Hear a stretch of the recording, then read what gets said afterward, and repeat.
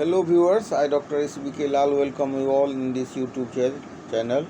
इस YouTube channel में आपका बहुत बहुत स्वागत है। अगर आप इस चैनल पर नए हैं तो चैनल को लाइक शेयर और सब्सक्राइब कर लें। आज हम आपके लिए लेकर के आए हैं बहुत इम्पोर्टेंट टॉपिक है nature of matter. Class 6 level का के स्टैंडर्ड के हिसाब से आज हम इस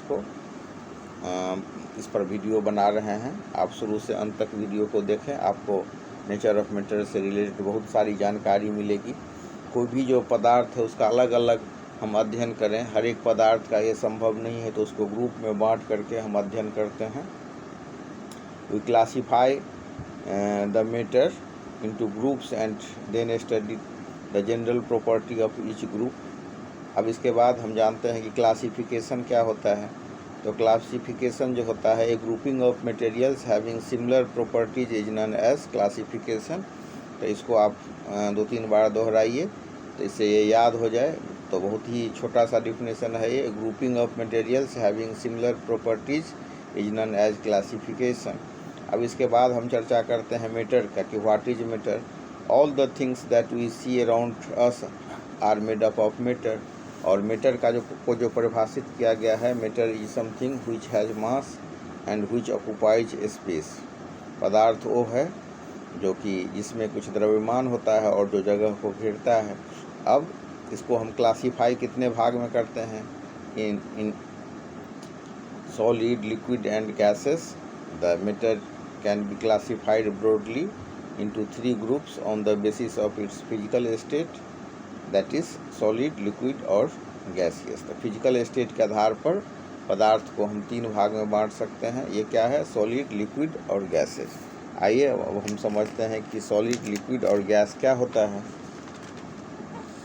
तो इसमें हम देख सकते हैं कि सॉलिड का जो माने मॉलिक्यूल्स होता है, in solid the particles are very tightly packed with each other and cannot move, hence solid have a fixed shape and definite volume. In liquid the particles are less tightly packed and can move little. Liquid have a definite volume but do not have a fixed shape. In gases the particles have very little hold on each other, they can therefore move far apart from each other, hence gases have neither a fixed shape nor a definite volume। तो हम कह सकते हैं कि ये जो हमारा पदार्थ है उसको अगर हम क्लासीफाई करते हैं फिजिकल प्रॉपर्टी के आधार पर, फिजिकल स्टेट के आधार पर, तो सॉलिड, लिक्विड और गैस हो गया। तो सॉलिड का जो पार्टिकल होता है वो एक दूसरे के साथ बहुत टाइटली पैक्ड होता है और मूव नहीं कर सकता है। यही कारण है कि सॉलिड का हम देखते हैं कि एक निश्चित शेप और साइज होता है। अब हम लिक्विड की बात करें तो सॉलिड के तुलना में ये कम टाइटली पैक्ड होते हैं और इधर उधर आसानी से मूव कर सकते हैं। आप पानी को रख दीजिए जिस बर्तन में, उसी का रूप ले लेता है। पानी रे पानी तेरा रंग कैसा, जिसमें मिला दो उसी के जैसा। ये रंग का है, लेकिन साइज़ की भी बात करें तो बाल्टी में रख दीजिए तो बाल्टी जैसा साइज हो जाएगा, ग्लास में रखते हैं तो ग्लास जैसा साइज हो जाएगा। क्यों कि उसमें मूवेबल प्रॉपर्टी बहुत ज़्यादा होती है। तो सॉलिड के तुलना में ये लेस टाइटली होते हैं, कम इनका बंधन जो है सो कम मजबूत होता है और ये मूव कर सकते हैं, मतलब इधर उधर घूम सकते हैं। और गैस में तो पार्टिकल जो होता है सो बहुत ही कम टाइटली जो पैक्ड होता है, उस वेरी लिटिल होल्ड होता है एक पार्टिकल का दूसरे पर, और इसीलिए इनका न रूप निश्चित होता है ना, मतलब इसका साइज निश्चित होता है। तो इनका ना कोई डिफिनिट वॉल्यूम भी नहीं होता है।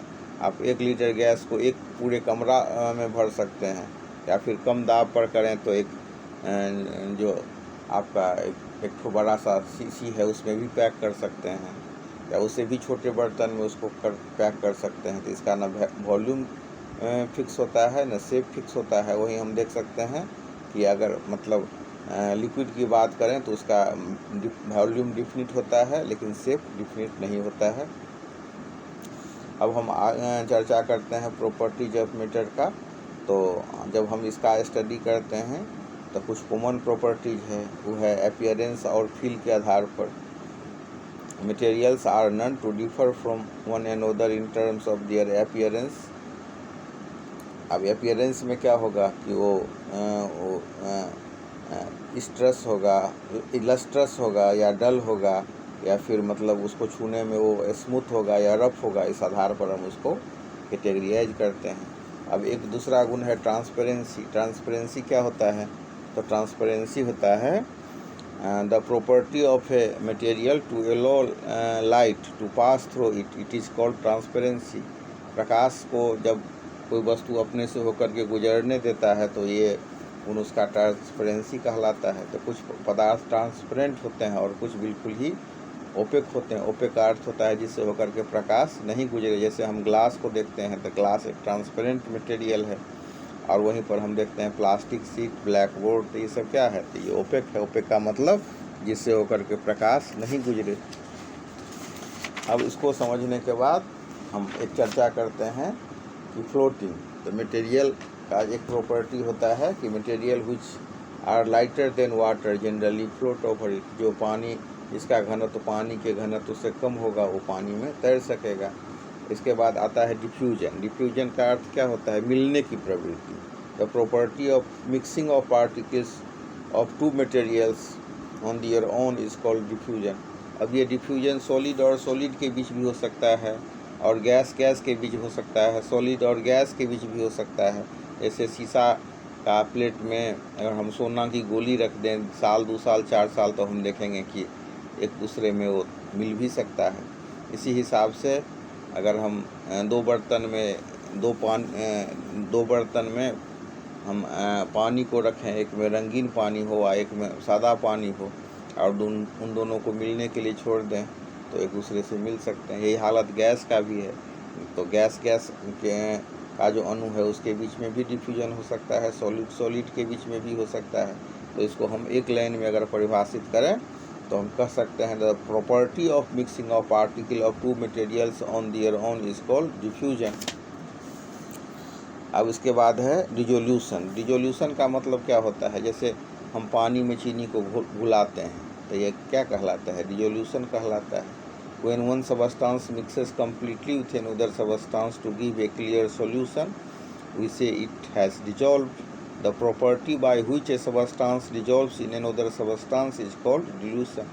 तो वैसा गुण जिस गुण के कारण एक पदार्थ दूसरे पदार्थ में घुल जाता है तो उसको हम क्या कहते हैं? डिसोल्यूशन कहते हैं। और ये जब एक पदार्थ दूसरे में घुल जाता है तो हम कहते हैं कि डिजोल्व हो गया। अब dissolution of solid in water, कोई ठोस जो है सो पानी में जो उसका घुलना।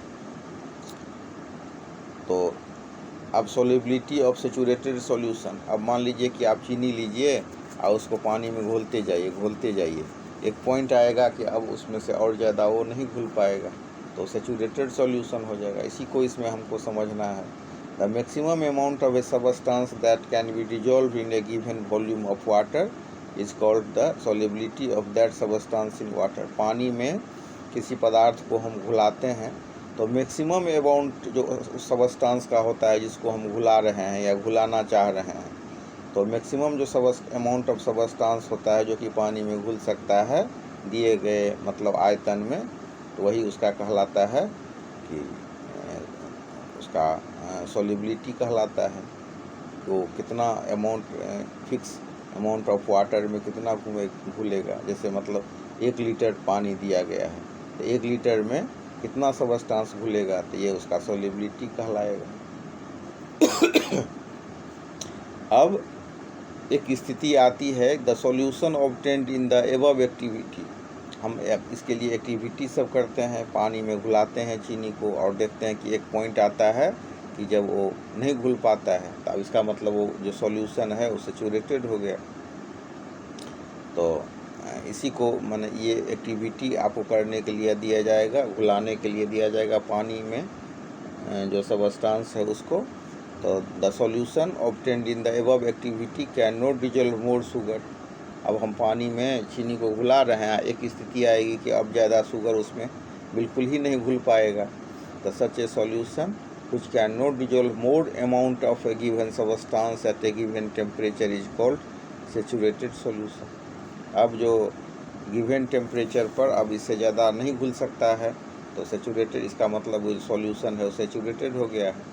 अब सेचूरेशन को हम अब नहीं घुल रहा है तो उसको हम सेचूरेशन को कैसे बढ़ा सकते हैं? तो उसके लिए सोल्यूबिलिटी जो उनका जो ऑफ सब्सटेंस जो होता है टेम्परेचर बढ़ाने से बढ़ जाता है।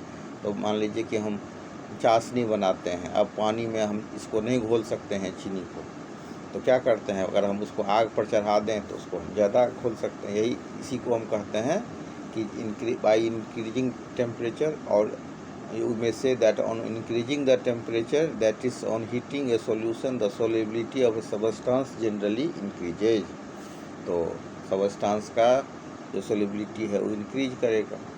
अब इसके बाद हम समझते हैं कि dissolution of liquid in water, तो एक लिक्विड का वाटर में घुलना, some liquid are soluble in water that is they dissolve in water.